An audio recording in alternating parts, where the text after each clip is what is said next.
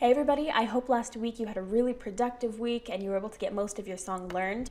If you have some sections that aren't quite finished yet, for example, right here, I have a 98 right here, a 98, 96, 96, 97, 96. Clearly, on this piece, I have a lot of things I still need to work on to make sure I'm at my best. If that's you, you're not quite ready for this next step. Go back, make sure you can get as high as possible on every single section before you move on. The reason for this is because we want to get it under your fingers first. By that I mean it needs to be in your fingers, in your muscle memory, so that instead of having to think about which notes to play, you can think about something else. So if you're not quite to the point where you don't have to think so hard to get it right, then you're not quite ready. Don't worry, I didn't really expect everyone to have their song completely ready to go by today. We've given you a little bit of cushion with when we're putting these videos out. But you do need to get the ball rolling and make sure you get as high as you can get on all those sections as quickly as you can so you're ready for the competition. If you are ready, it's time for the next step, perfecting it. Now, by perfecting it, basically what I mean is taking it from the notes, just playing the notes as they are, to an actual piece of art that someone will want to listen to. This is the stage where a teacher comes in super handy. Really, there's no way to replace our wonderful teachers. If you're someone who doesn't have a teacher but you're looking for one, you can visit our Find a Teacher webpage at musicmarvel.com/findateacher. Now this is where we could get into a lot of really complicated music theory and technique, things that people literally spend their entire lives learning. I could never tell you everything there is to know about this, and in fact, I don't even know everything there is to know about this. So instead, we've boiled it down to 3 really important things that you can do right now to take your piece from mediocre to really awesome. The first is good posture and correct hand positioning. The second is pedaling, and the third is imitating the pros. Correct hand positioning and good posture are super important for 2 reasons. First of all, your sound quality probably isn't very good if you're not using correct hand positioning and posture. Second, it's going to be really distracting and take away from the performance if you're sitting here hunched over or you have bad hand positioning. People are going to be watching that instead of watching the performance. The good news is it's actually pretty easy to implement correct hand positioning and good posture. First of all, you're going to want to make sure that your bench is the correct height and the correct distance away from the piano. Most of the time, people sit pretty firmly on their bench with their whole butt and most of their legs on the bench, but this is actually incorrect. So most people need to push the bench backwards and get to where only their butt is sitting on the bench. None of their legs are.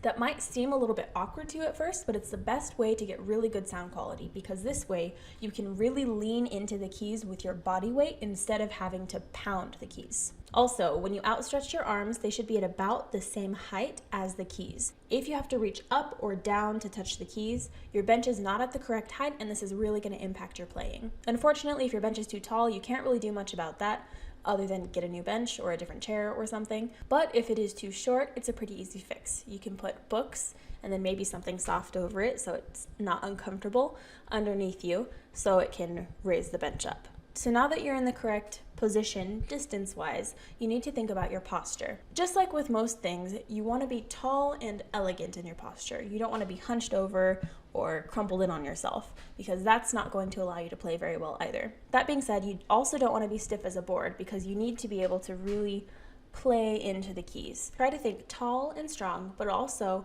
flexible and fluid.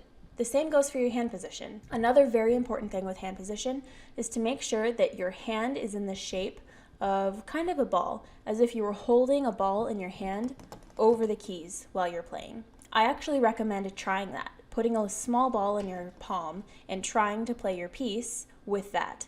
Now that will be a little bit overkill. You don't want to be playing like this, but it's good practice because most people are playing with their hand too straight or too flat. You probably will have to practice these different techniques. It's going to feel funny at first if you've been sitting really close to the piano and just playing whichever way your hand felt like it. It's going to take a little bit of time to get used to, but it is so worth it. It's going to make your performance and your sound quality so much better. The second thing is going to be pedaling, and this might be the most important thing because there's just such a drastic difference between when you're pedaling and when you're not pedaling. When you're not pedaling, you sound like an amateur. When you are pedaling and pedaling well, it's like 12 steps up. So I'm going to teach you one pedaling technique. There are lots of different pedaling techniques and different ways that you can pedal different pieces, but this one technique should get you through about 90% of the pieces that you'll play. We're going to call this the bridging technique. It uses only the sustain pedal, which is the pedal that makes the notes sound run together or bridged like this. So you could either play without pedal, or with the sustain pedal you can play. You hear that difference? Of course, there are times when you don't need the pedal, times when you do need the pedal. Make sure you know the difference by watching videos of other people playing and noticing when they use the pedal and when they don't, when it sounds bridged together or when the notes are separated. So here's the deal.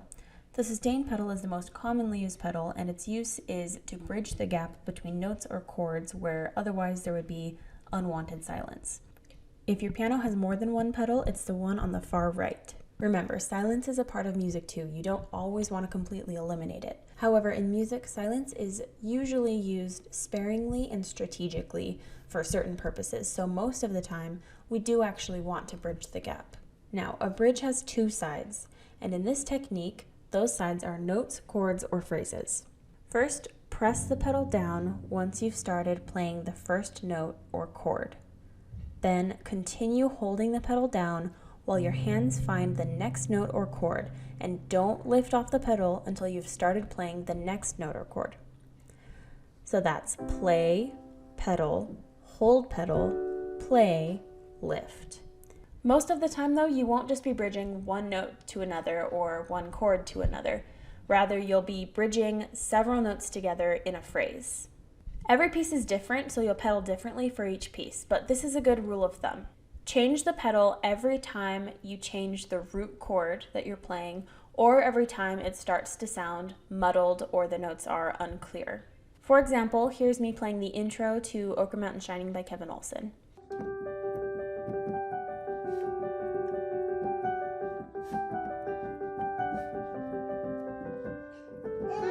The best advice I can give here is to just go with your gut and play around with it until you figure out what sounds the best. This is another one of those things that just takes some practice to get, but once you've mastered it, it'll become second nature. You won't even have to think about it at all. The third thing that's going to make a really big difference is imitating the pros. Basically, I just mean that you need to watch other people perform your piece and find which ones speak to you and make you feel something, and which ones don't. Then you take those ones that made you feel something and you imitate what they did. The best way I can tell you to do this is to go to YouTube and look up your song. So I was looking at Ochre Mountain Shining by Kevin Olson, so we'll look at that. All right, this one's actually performed by Kevin Olson, so that's probably a pretty good one to listen to since he is the composer. We'll listen to his performance.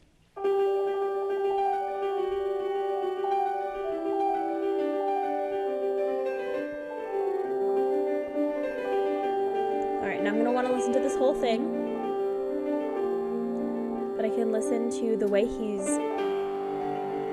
kind of running some of those notes together, different ways he's pedaling, the different techniques he's using, just generally the way it sounds in different places. How loud he plays in certain places, how quietly he plays in others, how quickly he plays at places and how slowly he plays, like that. So I can see there's a lot of variation, whether that be in tempo or in dynamics, which is volume, or different techniques he's using. It sounds really different in different places. So we're going to want to watch as many of these performances as possible. Essentially, then you want to choose your favorite ones and analyze them to figure out what they're doing that made it so emotional. Music is about conveying emotion. It's a really beautiful way to communicate with others, even if they don't speak the same language. Try to find what your song means to you, how you feel about it, and convey that through the way you play.